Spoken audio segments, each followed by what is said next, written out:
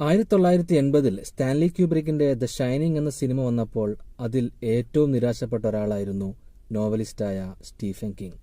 കാരണം 3 വർഷം മുമ്പ് താൻ എഴുതിയ നോവലിൽ നിന്നും ഏറെ മാറ്റങ്ങളോടെയാണ് ആ സിനിമ ക്യൂബ്രിക് തയ്യാറാക്കിയത്. 2013 ദ ഷൈനിങ് നോവലിന് ഒരു 2ാം ഭാഗം സ്റ്റീഫൻ കിങ് തയ്യാറാക്കുന്നത്. 2019 മൈക്ക് ഫ്ലനഗൻ ആ നോവൽ സിനിമയാക്കാൻ തയ്യാറാകുന്നു. ആ നോവൽ സിനിമയാക്കുമ്പോഴുള്ള ഏറ്റവും വലിയ വെല്ലുവിളി ദ ഷൈനിങ് നോവൽ സിനിമയായതുകൊണ്ട് തന്നെ അതിൻ്റെ 2ാം ഭാഗം കൂടിയായിരിക്കണം ഈ സിനിമ. അതിനുവേണ്ടി ദ ഷൈനിങ് സിനിമയിൽ ചെയ്ത മാറ്റങ്ങളെല്ലാം അംഗീകരിച്ചുകൊണ്ടായിരിക്കണം ഡോക്ടർ സ്ലീപ്പ് എന്ന സിനിമ ഇറങ്ങേണ്ടത്. വർഷങ്ങൾക്ക് ശേഷം സ്റ്റാൻലി ക്യൂബ്രിക്കിന്റെ മാറ്റങ്ങൾ മഹത്തായ ഒന്നാണെന്ന് സ്റ്റീഫൻ കിങ് മനസ്സിലാക്കിയിരുന്നു. ദ ഷൈനിങ് സിനിമയുടെ ഫാൻസിന് വേണ്ട എല്ലാ ചേരുവകളും ചേർത്തുകൊണ്ടാണ് മൈക്ക് ഫ്ലനഗൻ ഡോക്ടർ സ്ലീപ്പ് എന്ന ചിത്രം തയ്യാറാക്കിയത്. ഈ വീഡിയോയിലൂടെ ഡോക്ടർ സ്ലീപ്പിന്റെ മുഴുവൻ കഥയും ദ ഷൈനിങ് നോവലും ഡോക്ടർ സ്ലീപ്പ് നോവലും സിനിമകളും തമ്മിലുള്ള വ്യത്യാസത്തെക്കുറിച്ചുമാണ് സംസാരിക്കുന്നത്.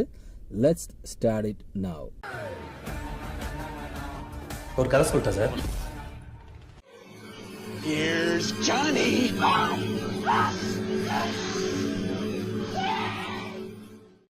ജാക്ക് വാതിൽ തല്ലി തകർക്കുകയാണ്. പുറത്തുനിന്നും ഒരു ശബ്ദം കേൾക്കുന്നു.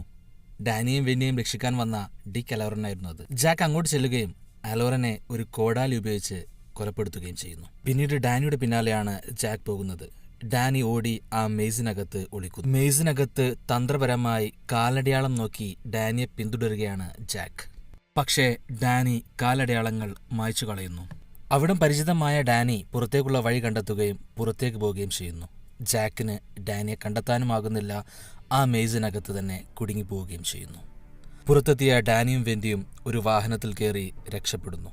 പിന്നീട് നാം കാണുന്നത് മെയ്സിൽ കുടുങ്ങിയ ജാക്കിനെയാണ്. അയാൾക്ക് അവരെ കൊല്ലാൻ സാധിച്ചില്ല.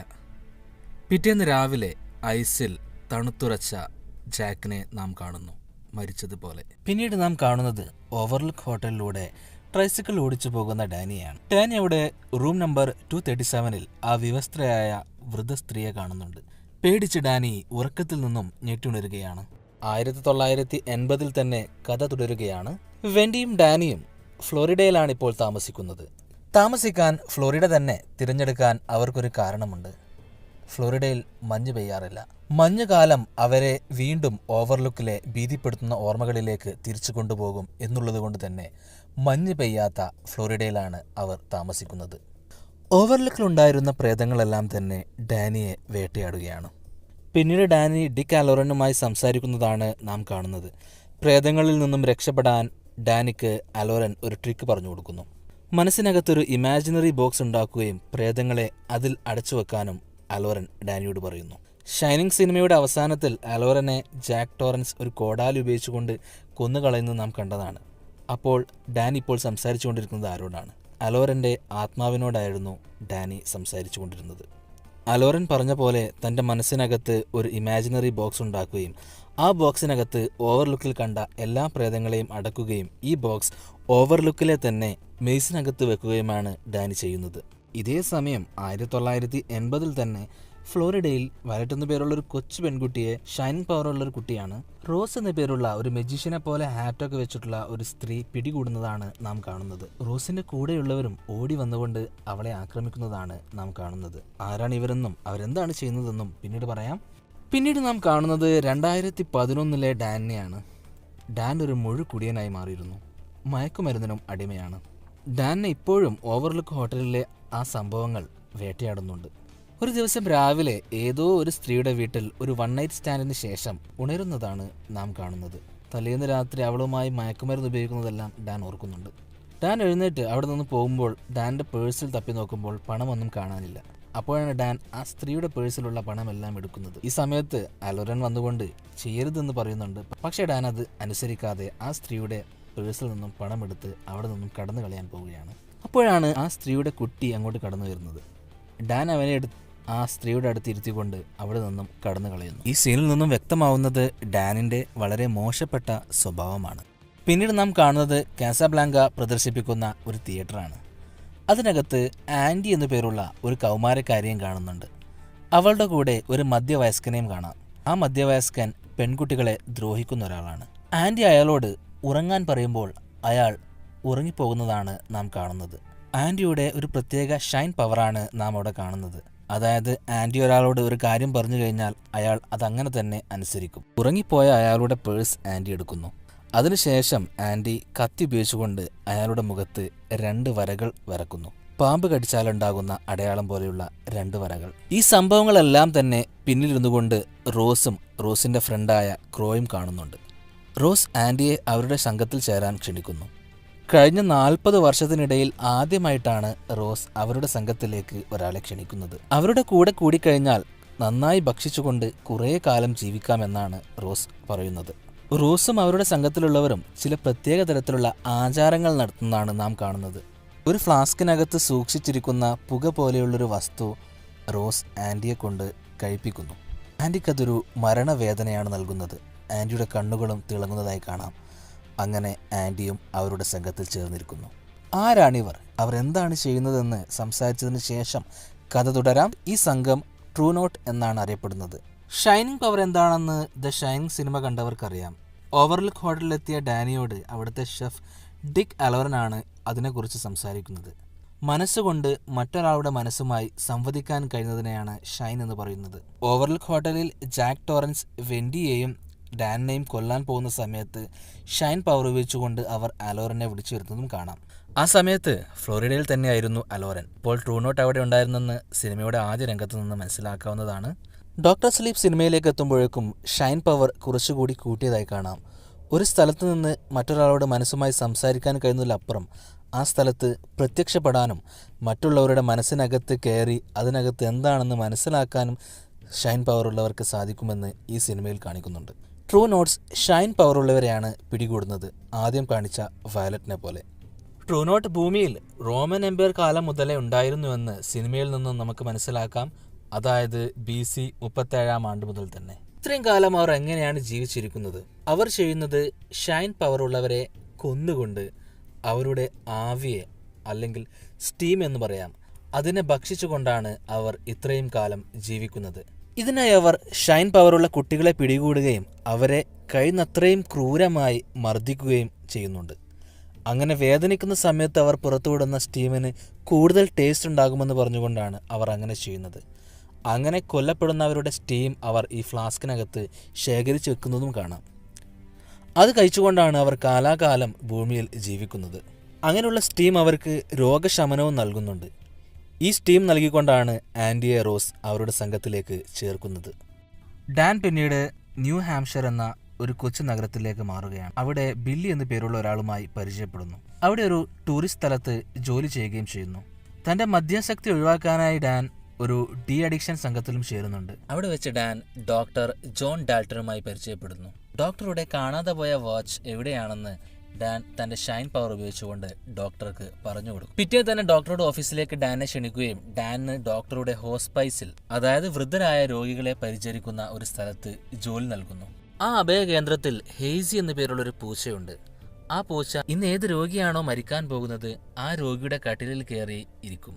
ഡാൻ അപ്പോൾ മരിക്കാൻ പോകുന്ന രോഗികളുടെ അടുത്ത് ചെന്നുകൊണ്ട് അവരുടെ ജീവിതത്തിലെ നല്ല നിമിഷങ്ങളെ ഓർമ്മിപ്പിച്ചുകൊണ്ട് അവരെ എന്നേക്കുമായി ഉറങ്ങാൻ സഹായിക്കുമായിരുന്നു ഡാൻ. അതായത് അവരെ മരിക്കാൻ സഹായിക്കുമായിരുന്നു. ഇതുകൊണ്ട് തന്നെയാണ് അവിടെയുള്ള രോഗികൾ ഡാനിനെ ഡോക്ടർ സ്ലീപ്പ് എന്ന് വിളിക്കുന്നതും.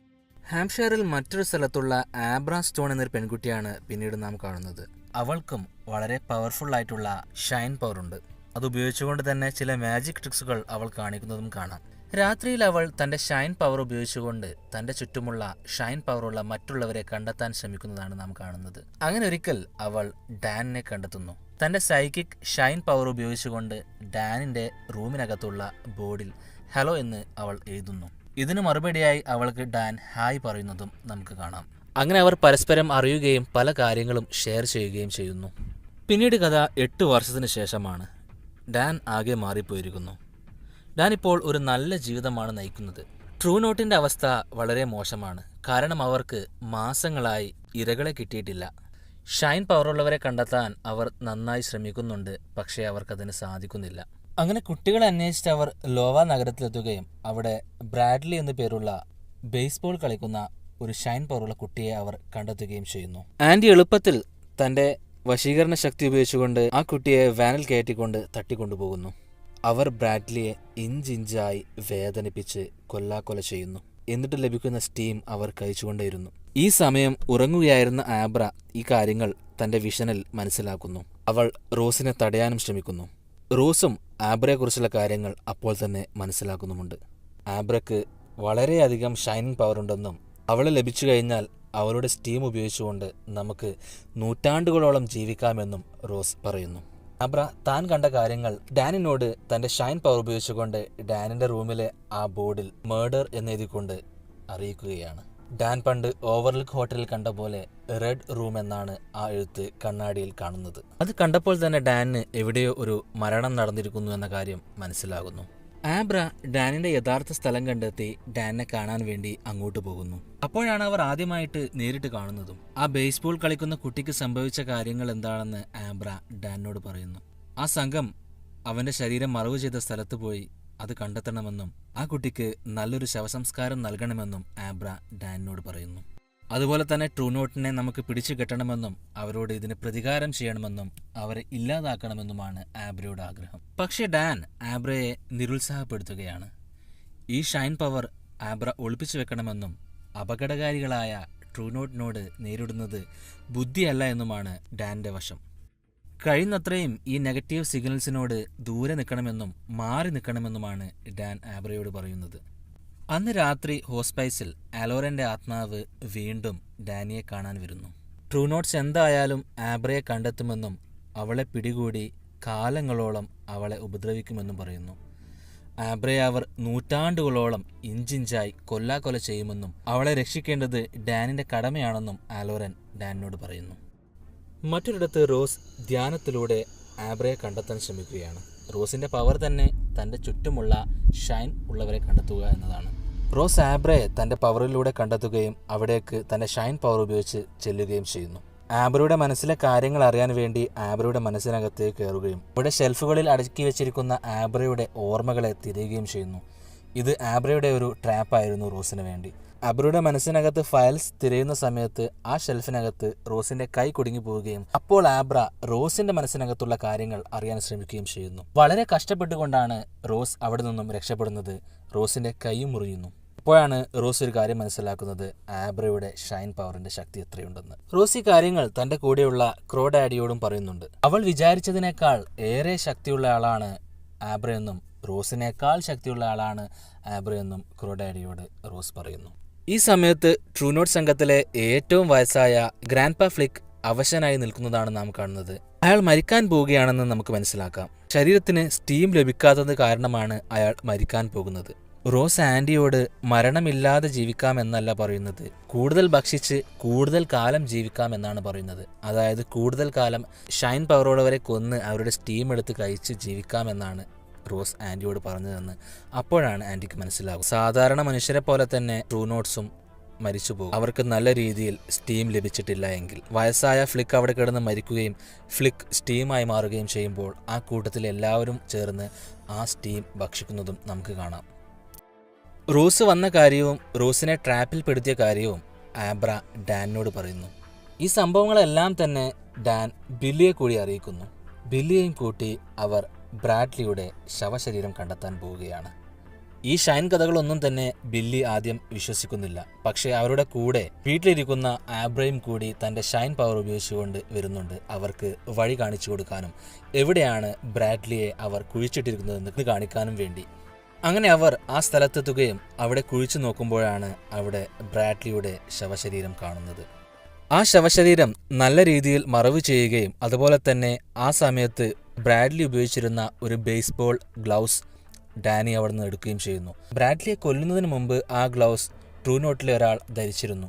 ആ ഗ്ലൗസ് ഉപയോഗിച്ചുകൊണ്ട് ആബ്രയ്ക്ക് ട്രൂനോട്ടിൻ്റെ ഇപ്പോഴുള്ള സ്ഥലം കണ്ടെത്താൻ സാധിക്കും. ആ ഗ്ലൗസ് എടുത്ത് ഡാനിയും ബില്ലിയും ആബ്രയുടെ വീട്ടിലേക്ക് പോവുകയും ആ ഗ്ലൗസ് ഉപയോഗിച്ചുകൊണ്ട് അവർ ട്രൂനോട്ടിൻ്റെ യഥാർത്ഥ സ്ഥലം കണ്ടെത്തുകയും ചെയ്യുന്നു. ഒരു കാടിന് നടുവിലിരിക്കുന്ന ആബ്രയാണ് നാം കാണുന്നത്. ആബ്രയെ അന്വേഷിച്ച് ട്രൂനോട്ട് സംഘത്തിലെ റോസും ക്രോഡാഡിയുമല്ലാത്ത ബാക്കിയുള്ളവരെല്ലാവരും തന്നെ അങ്ങോട്ടെത്തുന്നു. ആൻഡി തൻ്റെ ശക്തി ഉപയോഗിച്ചുകൊണ്ട് ആബ്രയുടെ അടുത്തേക്ക് പോവുകയും ആബ്രയെ എന്തോ കുത്തിവെച്ച് മയക്കാൻ ശ്രമിക്കുകയുമാണ് ചെയ്യുന്നത്. പക്ഷേ ഇതെല്ലാം തന്നെ ആബ്രയുടെ ഒരു ട്രാപ്പായിരുന്നു.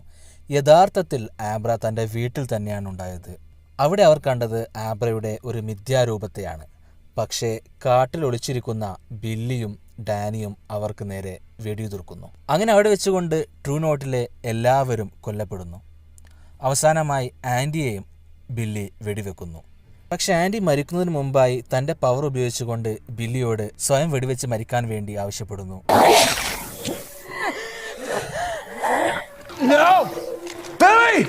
ബില്ലി അത് അനുസരിച്ച് സ്വയം വെടിവെച്ച് മരിക്കുകയും ചെയ്യുന്നു. ആ കൂട്ടത്തിൽ വരാതിരുന്ന ട്രൂ നോട്ടിലെ ക്രോ ഡാഡി നേരിട്ട് ആബ്രയുടെ വീട്ടിലേക്ക് വരികയും ആബ്രയുടെ അച്ഛനെ കൊന്നുകൊണ്ട് ആബ്രയെ അവിടെ നിന്നും തട്ടിക്കൊണ്ടുപോകുന്നു. ഡാനിക്ക് ഈ രണ്ട് സിറ്റുവേഷനും താങ്ങാൻ കഴിയുന്നതിലും അപ്പുറമായിരുന്നു. ആബ്രയെ കാണാനില്ല, തൻ്റെ ഫ്രണ്ട് ബില്ലി മരിച്ചിരിക്കുന്നു. എന്താണ് ഇനി ചെയ്യുക എന്ന് ഡാനി ഒരു നിമിഷം ആലോചിക്കുന്നു. ഡാനി വീണ്ടും മദ്യാസക്തിയിലേക്ക് പോകാൻ പോവുകയാണ്. ആ മദ്യം എടുത്തുകൊണ്ടുവന്ന് കഴിക്കണോ വേണ്ടയോ എന്ന് ചിന്തിച്ചിരിക്കുമ്പോഴാണ് അയാൾക്ക് വീണ്ടും ബോധോദയമുണ്ടാകുന്നതും മദ്യം ഉപേക്ഷിച്ച് ആബ്രയെ രക്ഷിക്കണമെന്ന് അയാൾ തീരുമാനിക്കുന്നതും. ടോഡാഡി കാറിൽ തട്ടിക്കൊണ്ടുപോയിരുന്ന ആബ്രയ്ക്ക് ഡ്രഗ്സ് കുത്തിവെച്ചത് കൊണ്ട് തന്നെ ആബ്രയുടെ ഷൈൻ പവറൊന്നും തന്നെ അവിടെ ഉപയോഗിക്കാൻ സാധിക്കുന്നില്ല. പക്ഷേ ഡാനി തൻ്റെ വീട്ടിലിരുന്നു കൊണ്ട് ആബ്രയുമായി തൻ്റെ ഷൈൻ പവർ ഉപയോഗിച്ച് കണക്ട് ചെയ്യുന്നു. ആബ്രയെ ഡാനിയാണ് നിയന്ത്രിക്കുന്നത്. വണ്ടി ഓടിച്ചുകൊണ്ടിരിക്കുമ്പോൾ ഡാനി തൻ്റെ പവർ ഉപയോഗിച്ചുകൊണ്ട് ആബ്രയെ കൺട്രോൾ ചെയ്തുകൊണ്ട് ആ വാഹനം ആക്സിഡൻ്റ് ആക്കുന്നു. സീറ്റ് ബെൽറ്റ് ഇടാതിരുന്ന ക്രോ ഡാഡി അവിടെ വെച്ച് മരിക്കുന്നു. ഈ കാര്യങ്ങളെല്ലാം അറിഞ്ഞ റോസ് അവസാനത്തേക്ക് ശേഖരിച്ചു വെച്ചിരിക്കുന്ന എല്ലാ സ്റ്റീമും എടുത്തു കഴിക്കുകയും തൻ്റെ മുറിവെല്ലാം മാറ്റുകയും കൂടുതൽ പവർഫുൾ ആവുകയും ചെയ്യുന്നു. ആബ്രയും ഡാനും നേരിട്ട് കാണുകയും ഷൈൻ പവറുള്ളവർക്ക് ഏറ്റവും അപകടകരമായ ഒരു സ്ഥലത്തേക്ക് നമുക്ക് റോസിനെ കൊണ്ടുപോകാമെന്നും അവർ തീരുമാനിക്കുന്നു. ആ സ്ഥലം മറ്റെവിടെയുമല്ല, നമ്മുടെ ഓവർലുക്ക് ഹോട്ടൽ.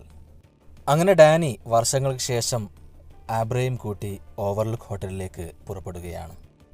ആബ്രയെ പുറത്തിരുത്തിക്കൊണ്ട് ഡാൻ മാത്രം അകത്തേക്ക് ചെല്ലുന്നു. തൻ്റെ ജീവിതത്തിൽ ചെറുപ്പകാലത്ത് സംഭവിച്ച എല്ലാ നിമിഷങ്ങളിലൂടെയും ഡാനി കടന്നു പോവുകയാണ്. തനിക്ക് സംഭവിച്ച എല്ലാ കാര്യങ്ങളും ആ സ്ഥലങ്ങളിൽ ചെന്നുകൊണ്ട് ഡാനി ഓർക്കുകയാണ്. അപ്പോൾ ആ ഹോട്ടൽ വീണ്ടും ഉണർന്നു വരികയാണ്. ഹോട്ടലിൻ്റെ മെയ്സിലാണ് ഡാനി തൻ്റെ ഇമാജിൻ ബോക്സിനകത്ത് അവിടെ ഉണ്ടായിരുന്ന പ്രേതങ്ങളെല്ലാം തന്നെ അടച്ചു വച്ചിരിക്കുന്നത്. ഹോട്ടലിനകത്ത് വെച്ച് പണ്ട് സംഭവിച്ച പല സംഭവങ്ങളും ഡാനി ഓർക്കുകയും തൻ്റെ അച്ഛൻ ജാക്ക് ടോറൻസ് എപ്പോഴും പോയിരുന്ന ഹോട്ടലിലെ ആ ഗോൾഡ് റൂമിലേക്ക് ഡാനി ചെല്ലുന്നു. ഡാനി അവിടെ സ്വീകരിക്കാനെത്തുന്നത് അവിടെ ഉണ്ടായിരുന്ന ബാർ അറ്റൻഡർ ലോയിഡാണ്. ലോയിഡ് എന്ന പേരിൽ നമുക്കവിടെ കാണുന്നത് ഡാനിയുടെ അച്ഛൻ ജാക്ക് ടോറൻസിനെ തന്നെയാണ്. ഡാനി അമ്മയെക്കുറിച്ചും അമ്മയുടെ മരണത്തെക്കുറിച്ചും ജാക്കിനോട് അവിടെ വെച്ച് പറയുന്നു. അമ്മയും മകനുമാണ് ജാക്കിനെ രോഗിയാക്കി മാറ്റിയതെന്നും അതിനെല്ലാമുള്ള മരുന്ന് മദ്യമാണെന്ന് പറഞ്ഞുകൊണ്ട് ജാക്ക് അവിടെ ഡാനിക്ക് വേണ്ടി മദ്യം ഒഴിച്ചു കൊടുക്കുന്നു. ഓവർലുക്ക് ഹോട്ടൽ പഴയതുപോലെ വീണ്ടും അതിൻ്റെ ഈവിൽ ശക്തിയിലേക്ക് ഉണർന്നിരിക്കുകയാണ്. പുറത്തിരിക്കുന്ന ആബ്ര റോസ് വരുന്നുണ്ടെന്ന കാര്യം ഡാനിനെ അറിയിക്കുന്നു. ആബ്ര കൂടി ഹോട്ടലിനകത്തേക്ക് വരുമ്പോൾ ഹോട്ടൽ വീണ്ടും തിളങ്ങുന്നതാണ് നാം കാണുന്നത്.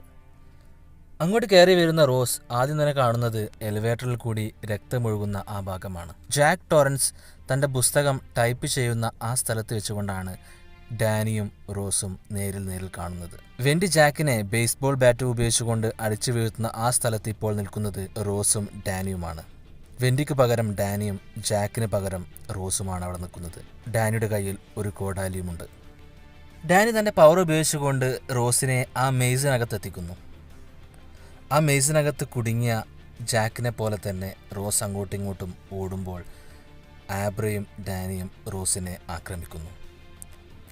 മെയ്സിനകത്തുള്ള ഡാനിയുടെ ഇമാജിനറി ബോക്സിനകത്ത് റോസിനെ അടക്കാൻ വേണ്ടിയാണ് അവർ ശ്രമിക്കുന്നത്. പക്ഷെ പെട്ടെന്നാണ് ഈ കാര്യങ്ങളെല്ലാം തന്നെ റോസിന് മനസ്സിലാകുന്നത്. ഇതെല്ലാം വെറും മായ മാത്രമാണെന്നും ഇതെല്ലാം തൻ്റെ മനസ്സിൻ്റെ അകം മാത്രമാണെന്നും യഥാർത്ഥത്തിൽ റോസ് ഇപ്പോഴും ഡാനിയുടെ മുമ്പിൽ അവിടെ നിൽക്കുകയാണെന്നുള്ള കാര്യം മനസ്സിലാക്കി തൻ്റെ പവർ ഉപയോഗിച്ചുകൊണ്ട് റോസ് തിരിച്ച് യഥാർത്ഥത്തിലേക്ക് വരുന്നു. ആബ്രയോട് ഓടി രക്ഷപ്പെടാൻ പറഞ്ഞുകൊണ്ട് ഡാനി ആ കോടാലി ഉപയോഗിച്ചുകൊണ്ട് റോസിനെ അറ്റാക്ക് ചെയ്യുന്നു. അവർ തമ്മിലുള്ള ആക്രമണത്തിനിടയിൽ ആ കോടാലി ഉപയോഗിച്ചുകൊണ്ട് ഡാനിൻ്റെ കാലിന് പരിക്ക് പറ്റുന്നു. അപ്പോഴാണ് ഇത്രയും കാലമായിട്ടും ഡാനിനെ കണ്ടെത്താൻ തനിക്ക് എന്തുകൊണ്ട് കഴിഞ്ഞില്ല എന്ന് റോസ് കരുതുന്നത്. ഡാനിനെ ഉപദ്രവിച്ചുകൊണ്ട് ഡാനിൻ്റെ സ്റ്റീം അവൾ കഴിച്ചുകൊണ്ടേയിരുന്നു. അപ്പോഴാണ് ഡാൻ തൻ്റെ ഇമാജിനറി ബോക്സിനകത്ത് അടച്ചു വെച്ചിരിക്കുന്ന ഓവർലുക്കിലെ എല്ലാ പ്രേതങ്ങളെയും തുറന്നുവിടുന്നത്. അവ ഓടി വന്നുകൊണ്ട് ഷൈൻ ചെയ്യുന്ന റോസിനെ ആക്രമിക്കുകയും കൊന്നുകളയുകയും ചെയ്യുന്നു. റോസിൻ്റെ മരണത്തിന് ശേഷം പണ്ട് ഹോട്ടൽ ജാക്കിനോട് ചെയ്ത പോലെ തന്നെ ഡാനിയോടും ചെയ്യുന്നു. Come and play with us forever and ever and ever. ഡാനിയെ പൂർണ്ണമായും ഹോട്ടലിൻ്റെ ഈവിൽ ശക്തികൾ പിടികൂടുന്നു. ജാക്ക് ചെയ്ത പോലെ തന്നെ ഒരു കോടാലി എടുത്തുകൊണ്ട് ആബ്രയെ കൊല്ലാൻ വേണ്ടി ഡാൻ പിന്നാലെ പോവുകയാണ്. ആബ്ര ഓടി റൂം നമ്പർ 237 എത്തുകയും അവിടെ ആ വ്യവസ്ഥയായ സ്ത്രീയെ കാണുന്നുമുണ്ട്. പിന്നീട് ഡാനിയും അങ്ങോട്ട് വരുന്നു. ആബ്ര തൻ്റെ ശക്തി ഉപയോഗിച്ചുകൊണ്ട് ഡാനിനെ കുറച്ച് സമയത്തേക്ക് സ്വബോധത്തിലേക്ക് തിരിച്ചു കൊണ്ടുവരുന്നു. ഡാനി ഹോട്ടലിൽ വന്നപാട് ആദ്യം ഹോട്ടലിൻ്റെ ബോയിലർ റൂമിൽ പോയിരുന്നെന്നും അത് ഓണാക്കി വെച്ചിട്ടുണ്ടെന്നും പറയുന്നു. അത് നിയന്ത്രിച്ചിട്ടില്ലെങ്കിൽ ഹോട്ടൽ മുഴുവനായും കത്തി നശിക്കുമെന്നും പറയുന്നു. ഡാനിക്ക് വീണ്ടും ബോധം നഷ്ടപ്പെടുകയും ഓവർലുക്ക് ഹോട്ടലിൻ്റെ പ്രേതങ്ങൾ ഡാനിയെ പിടികൂടുകയും ചെയ്യുന്നു. ഡാനിയെ കൊണ്ട് ആ ബോയിലർ ഓഫ് ചെയ്യാൻ വേണ്ടി പ്രേതങ്ങൾ ഡാനിയെ അങ്ങോട്ട് അയക്കുന്നു. അപ്പോൾ ഡാനി ആ ബോയിലർ ഓഫ് ചെയ്യാൻ വേണ്ടി അങ്ങോട്ട് പോകുന്നു. ഈ സമയത്ത് ആബ്ര ഓടി ഹോട്ടലിൽ നിന്നും പുറത്തേക്ക് പോവുകയും ചെയ്യുന്നു. ബോയിലർ റൂമിലെത്തിയ ഡാനി സ്വയം കൺട്രോൾ ചെയ്തുകൊണ്ട് അത് ഓഫാക്കാതിരിക്കുന്നു. അങ്ങനെ ആ ഹോട്ടൽ മുഴുവനായും കത്തി നശിക്കുകയാണ്. ഈ സമയത്ത് ഡാനിക്ക് തൻ്റെ അമ്മയുടെ പഴയ കാര്യങ്ങൾ ഓർമ്മയിലേക്ക് വരുന്നുണ്ട്. ഹോട്ടൽ പൂർണ്ണമായും കത്തി നശിക്കുന്നത് പുറത്തു നിന്നും ആബ്ര കാണുന്നുമുണ്ട്. പിന്നീട് നാം കാണുന്നത് ആബ്ര ഡാനിയുമായി സംസാരിച്ചുകൊണ്ടിരിക്കുന്നതാണ്. ആബ്രയുടെ ഷൈനിങ് പവർ ഇനി ഒളിപ്പിച്ചു വെക്കേണ്ടതില്ല എന്ന് ഡാനി പറയുന്നതും കാണാം. പിന്നീടാണ് നാം മനസ്സിലാക്കുന്നത് ആബ്ര സംസാരിക്കുന്നത് ഡാനിയുടെ ആത്മാവിനോടാണെന്ന കാര്യം. ആബ്രയെയും ഓവർലുക്കിലെ പ്രേതങ്ങൾ പിന്തുടരുന്നുണ്ടായിരുന്നു. ആലോറൻ പറഞ്ഞു കൊടുത്ത അതേ ടെക്നിക് ഡാനി ആബ്രക്കും പറഞ്ഞു കൊടുക്കുന്നു. അങ്ങനെ ആബ്ര തൻ്റെ മനസ്സിനകത്ത് ഇമാജിനറി ബോക്സുകൾ ഉണ്ടാക്കി പ്രേതങ്ങളെ അതിനകത്ത് അടക്കുന്നു. ചിത്രം അവസാനിക്കുന്നു. ഷൈനിങ്ങിൽ ഒരു കഥ പല രീതിയിൽ നമുക്ക് മനസ്സിലാക്കാവുന്ന രീതിയിലാണ് സ്റ്റാൻലി ക്യൂബ്രിക് കാണിച്ചത്. എന്നാൽ ഡോക്ടർ സ്ലീപ്പ് എന്ന് പറയുന്നത് ഒരു സൂപ്പർ നാച്ചുറൽ ഹൊറർ ചിത്രം മാത്രമാണ്. അതിൽ കൂടുതൽ തിയറീസ് ഒന്നും തന്നെയില്ല. നേരിട്ട് കഥ പറയുകയാണ്. നാം ഷൈനിങ് സിനിമയിൽ കണ്ടെത്തിയ പല തിയറികളെയും പൊളിച്ചെഴുതിക്കൊണ്ടാണ് ഫ്ലനഗൻ ഡോക്ടർ സ്ലീപ്പ് എന്ന സിനിമ തയ്യാറാക്കിയത്. റൂം നമ്പർ 237 ഡാനിക്ക് എന്താണ് സംഭവിച്ചതെന്ന് ഷൈനിങ്ങിൽ കാണിച്ചിരുന്നില്ല. പക്ഷെ ഡാനി ആ റൂമിൽ ആ നഗ്നയായ സ്ത്രീയെ മാത്രമാണ് കണ്ടതെന്ന് ഫ്ലനഗൻ കാണിച്ചിരിക്കുന്നു ഈ സിനിമയിൽ. ചെറുപ്പത്തിൽ ഡാനിയെ സഹായിക്കാൻ വേണ്ടി ഒരു ഇമാജിനറി ഫ്രണ്ടായി ടോണി കൂടെ ഉണ്ടായിരുന്നു. ആരാണ് ടോണി എന്ന് ഷൈനിങ് സിനിമയിൽ കാണിക്കുന്നില്ല. അത് ഡാനിയുടെ തന്നെ തോന്നലുകൾ മാത്രമാണെന്നാണ് സിനിമയിൽ പറഞ്ഞത്. എന്നാൽ ഡാനിയെ സഹായിക്കാൻ വേണ്ടി ഡാനിയുടെ തന്നെ ഫ്യൂച്ചറിൽ നിന്ന് വരുന്ന യുവാവായ ഡാനിയെയാണ് ടോണി എന്ന പേരിൽ കാണിക്കുന്നതെന്നാണ് സ്റ്റീഫൻ കിങ് തൻ്റെ നോവലിൻ്റെ TV സീരീസ് ആവിഷ്കാരത്തിൽ പറഞ്ഞത്. എന്നാൽ ഡോക്ടർ സ്ലീപ്പ് സിനിമയിലെത്തുമ്പോൾ ദൂരെ എവിടെയുള്ള മറ്റൊരു ഷൈൻ ചെയ്യാൻ കഴിയുന്ന ആളെയാണ് ഇമാജിനറി ഫ്രണ്ട് എന്ന് ആബ്ര മനസ്സിലാക്കുന്നതെന്ന് പറയുന്നുണ്ട്. സിനിമയിൽ ഡാനി ഓവർലുക്കിൽ മരിക്കുന്നത് കൊണ്ട് തന്നെ ഡാനിക്ക് ഇനിയൊരു ഭാവി ഇല്ലാത്തത് കൊണ്ടായിരിക്കാം ഭാവിയിൽ നിന്നും ഒരാൾ ഡാനിയെ സഹായിക്കാൻ വരാത്തത്. അതുകൊണ്ട് തന്നെയായിരിക്കാം ഡാനി ടോണിയെ വിളിക്കുമ്പോൾ ആരും ഉത്തരം പറയാത്തതും. ഡാനി മുഴുകുടിയനായി ഒരു റോട്ടിൽ കിടന്നുറങ്ങുകയും അവിടെ നിന്ന് എഴുന്നേറ്റ് പോകുന്നതുമായ ഒരു സീൻ സിനിമയിലുണ്ട്. ഡാനി എങ്ങനെയാണ് ഇത്രക്കും അധപ്പതിച്ചത്? ഡാനി തൻ്റെ ബെഡിൽ മരിച്ചു കിടക്കുന്ന ഒരു സ്ത്രീയെയും അവളുടെ ഒരു കുട്ടിയെയും കാണുന്നുണ്ട്. ആദ്യം ഡാനി ഒരു 1 നൈറ്റ് സ്റ്റാൻഡിന് ശേഷം ആ കുട്ടിയെ അവിടെ ഉപേക്ഷിച്ചു പോയിരുന്നു. ആ സ്ത്രീയും കുട്ടിയും മരിച്ചു പോയത് എങ്ങനെയാണ്? അവയെക്കുറിച്ച് കൂടുതൽ പറയുന്നത് നോവലിലാണ്. സ്റ്റീഫൻ കിങ്ങിന് ഷൈനിങ് സിനിമ ഇഷ്ടപ്പെടാതിരിക്കാനുള്ള പ്രധാന കാരണം തൻ്റെ കഥാപാത്രത്തിൻ്റെ സ്വഭാവം തന്നെ സ്റ്റാൻലി ക്യൂബ്രിക് മാറ്റി എഴുതിയതുകൊണ്ടാണ്. ഓവർലുക്ക് ഹോട്ടലിൽ എത്തിയതിനു ശേഷം ജാക്ക് ടോറൻസ് ഒരു പൈശാചിക ശക്തിയുടെ കീഴിൽ പെട്ടുകൊണ്ട് ക്രൂരനായി മാറുന്നതാണ്. എന്നാൽ സിനിമയിൽ ജാക്ക് ടോറൻസിന്റെ അടിസ്ഥാന സ്വഭാവം തന്നെ ക്രൂരതയായിട്ടാണ് കാണിക്കുന്നത്. ക്യൂബ്രിക്കിന്റെ ഈ മാറ്റത്തെ പിന്നീട് സ്റ്റീഫൻ കിങ് അംഗീകരിച്ചുവെങ്കിലും മൈക്ക് ഫ്ലനഗന് അതേ ജാക്ക് ടോറൻസിന് തന്നെയായിരിക്കണം ഈ സിനിമയിൽ കൊണ്ടുവരേണ്ടതെന്നുണ്ട്. അതുകൊണ്ട് തന്നെ ഡോക്ടർ സ്ലീപ്പിലെ ചില ഭാഗങ്ങൾ ഫ്ലനഗന് മാറ്റി എഴുതേണ്ടി വന്നു. നോവലും സിനിമയും തമ്മിലുള്ള വ്യത്യാസങ്ങളെക്കുറിച്ചാണ് സംസാരിക്കുന്നത്. ഡാനി ബെഡിൽ കാണുന്ന ആ സ്ത്രീയും കുട്ടിയും ആദ്യം തന്നെ മരിച്ചു പോയതായി ഡാനിക്ക് തന്റെ ഷൈൻ പവർ ഉപയോഗിച്ച് മനസ്സിലാക്കാൻ കഴിയുന്നുണ്ട്. താൻ അവരെ അവിടെ ഉപേക്ഷിച്ചു പോയതുകൊണ്ടാണ് അവർ മരിക്കാൻ കാരണമായതെന്നാണ് ഡാനി ചിന്തിക്കുന്നത്. ആ ചിന്ത ഡാനിയെ ഡിപ്രഷനിലേക്കാണ് എത്തിക്കുന്നത്. അങ്ങനെ ഡാനി വീണ്ടും മുഴുകുടിയനായി മാറുകയാണ്. ആ മരണത്തിന് ഉത്തരവാദി താനല്ല എന്ന് ഡാനി പിന്നീട് മനസ്സിലാക്കുന്നുണ്ട്. ഇതെല്ലാം നോവലിലാണ് പറയുന്നത്. ട്രൂ നോട്ടിലെ ഓരോ അംഗങ്ങൾക്കും അവരുടേതായ പ്രത്യേക കഴിവുകളുണ്ടെന്ന് നോവലിൽ പറയുന്നുണ്ട്. സിനിമ ആൻഡി, ക്രോഡാഡി, റോസ് എന്നിവരിൽ ഫോക്കസ് ചെയ്യുമ്പോൾ മറ്റുള്ളവരെ ഒഴിവാക്കുകയാണ്. സൈലന്റ് സാരി, ഷോർട്ട് എഡ്ഡി, ആപ്രിൻ ആനി, ഡീസൽ അങ്ങനെയുള്ള പല കഥാപാത്രങ്ങളും നോവലിലുണ്ട്. അതിലെ സൈലന്റ് സാരയും സ്നേക്ക് ബൈറ്റ് ആൻഡിയും തമ്മിൽ ഒരു പ്രണയബന്ധവും കൂടി കാണിക്കുന്നുണ്ട്. ആൻഡി ഒരാളോട് ഉറങ്ങാൻ പറയുമ്പോൾ അയാൾ ഉറങ്ങിപ്പോകും എന്നത് മാത്രമാണ് ആൻഡിയുടെ കഴിവായി നോവലിൽ പറയുന്നത്. പക്ഷെ സിനിമയിലെത്തുമ്പോൾ ആൻഡി പറയുന്ന എല്ലാ കാര്യങ്ങളും കേൾക്കുന്നവർ ചെയ്യും എന്ന് ഫ്ലനഗൻ മാറ്റിയിട്ടുണ്ട്. ട്രൂ നോട്ടിലെ അംഗങ്ങൾ മരിച്ചു പോകുന്നത് അവർക്ക് രോഗം പിടിപെട്ടുകൊണ്ടാണ്. അവർ രോഗിയായ ഒരു ഷൈൻ പവറുള്ള കുട്ടിയെ കൊന്ന് ആ കുട്ടിയുടെ സ്റ്റീം കഴിക്കുന്നതിലൂടെ അവർക്ക് രോഗം വരികയാണ് ചെയ്യുന്നത്. കുറേ കാലം ജീവിച്ചിരിക്കുന്നുണ്ടെങ്കിലും അവർക്ക് പുതിയ കാലത്തെ രോഗങ്ങളുമായി പ്രതിരോധശേഷി വളരെ കുറവായിരുന്നു. അവർക്ക് ആ രോഗത്തിൽ നിന്നും രക്ഷപ്പെടണമെങ്കിൽ അവർക്ക് ആബ്രയുടെ സ്റ്റീം കിട്ടിയേ മതിയാവും. അങ്ങനെയാണ് അവർ ആബ്രയെ അന്വേഷിച്ചിറങ്ങുന്നതും. ഫ്രേസിയറിലെത്തിയ ഡാനിക്ക് 2 സുഹൃത്തുക്കൾ അവിടെയുണ്ട്, ബില്ലിയും കിങ്സ്ലിയും. ഈ 2 കഥാപാത്രങ്ങളെയും ഒരുമിച്ച് ബില്ലിയിൽ തന്നെ കാണിക്കുകയാണ് ചെയ്യുന്നത്. അതുപോലെ തന്നെ നോവലിൻ്റെ അവസാനം ബില്ലി കൊല്ലപ്പെടുന്നുമില്ല. ക്രോഡാഡി ആബ്രയെ തട്ടിക്കൊണ്ടുപോകുന്ന സമയത്ത് ആബ്രയുടെ ഡാഡിനെ കൊല്ലുന്നതായി കാണിക്കുന്നുണ്ട്. പക്ഷേ നോവലിൽ അങ്ങനെ ഒരു സംഭവമില്ല. ട്രൂ നോട്ട് ആവശ്യമില്ലാതെ ആൾക്കാരെ കൊല്ലാറില്ല. അവർ നല്ലവരായതുകൊണ്ടല്ല, അങ്ങനെയും കൊലപാതകങ്ങൾ നടത്തുകയാണെങ്കിൽ ജനങ്ങൾ കൂടുതലായി അവരെ ശ്രദ്ധിക്കാൻ സാധ്യതയുള്ളതുകൊണ്ട് തന്നെ ഷൈൻ പവർ ഇല്ലാത്തവരെ കൊല്ലാറില്ല. അതുകൊണ്ട് തന്നെ ആബ്രയുടെ അച്ഛനെയും അവർ കൊല്ലാതെയാണ് പോകുന്നത്. ആബ്ര സ്റ്റോൺ എന്ന് പറയുന്നത് ജാക്കുമായി റിലേഷനിലുണ്ടായ സാൻഡിയുടെ മകൾ ലൂസിയുടെ മകളായിട്ടാണ് കാണിക്കുന്നത്. അതായത് ഡാനിയുമായി ചെറിയൊരു കുടുംബ ബന്ധം കാണിക്കുന്നുണ്ട് നോവലിൽ. പക്ഷെ സിനിമയിൽ അങ്ങനെയൊന്നും കാണിക്കുന്നില്ല. ഡാനിക്ക് ജോലി കൊടുക്കുന്ന ഡോക്ടർ ആബ്രയുടെയും ഡോക്ടറാണെന്ന് നോവലിലുണ്ട്. ദ ഷൈനിങ് നോവലിൽ നിന്നും ഏറെ വ്യത്യസ്തമായിരുന്നു ദ ഷൈനിങ് സിനിമയുടെ ക്ലൈമാക്സ്.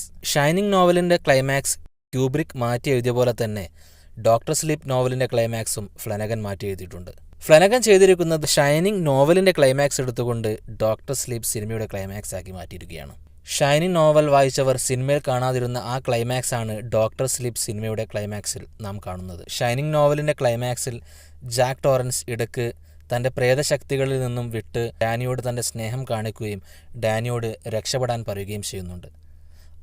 ഡാനിയും വെൻഡിയും രക്ഷപ്പെട്ടതിന് ശേഷം ആ ബോയിലർ പൊട്ടിത്തെറിച്ച് ഹോട്ടൽ മുഴുവനായി കത്തി നശിക്കുന്നതാണ് ഷൈനിങ് നോവലിൻ്റെ ക്ലൈമാക്സ്. പക്ഷേ ഷൈനിങ് സിനിമയിൽ ഹോട്ടൽ കത്തി നശിക്കുന്നില്ല. ഐസിൽ പെട്ടുകൊണ്ടാണ് ജാക്ക് ടോറൻസ് മരിക്കുന്നത്. ഡോക്ടർ സ്ലീപ്പിൽ അവർ ഓവർലുക്ക് ഹോട്ടലിലേക്കല്ല പോകുന്നത്, പണ്ട് ഓവർലുക്ക് കത്തി നശിച്ചിരുന്ന ആ സ്ഥലത്തേക്കാണ് പോകുന്നത്. അവിടെ വെച്ചുകൊണ്ടാണ് അവർ റോസിനെ നേരിടുന്നത്. അവിടെ അവരെ സഹായിക്കാൻ വേണ്ടി ജാക്ക് ടോറൻസ് വരുന്നുണ്ട്. ഷൈനിങ് നോവലിലുണ്ടായ ജാക്ക് ടോറൻസിൻ്റെ ഉള്ളിലെ നന്മ ഡോക്ടർ സ്ലീപ്പ് നോവലിലും കാണാം.